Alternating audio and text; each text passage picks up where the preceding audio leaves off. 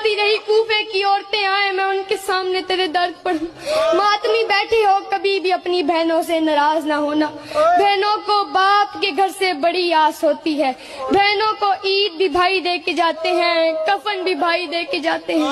ہائے قسمت دیکھو زینب کی عید والے دنوں میں زینب یتیم ہو گئی. اور جب زینب کو کفن کی ضرورت تھی شام کی پہاڑی پر سجاد نے رو کر کہا ماں مجھے معاف کرنا, اگر میرے پاس کفن ہوتا تو میں سکینہ کرتے میں نہ دفناتا. زینب کی لاش سے آواز آئی سجاد نہ کفن ڈھونڈ میں بے کفن کی بہن. اس رمضان زینب کو بابے کے بعد پہلی عید تھی.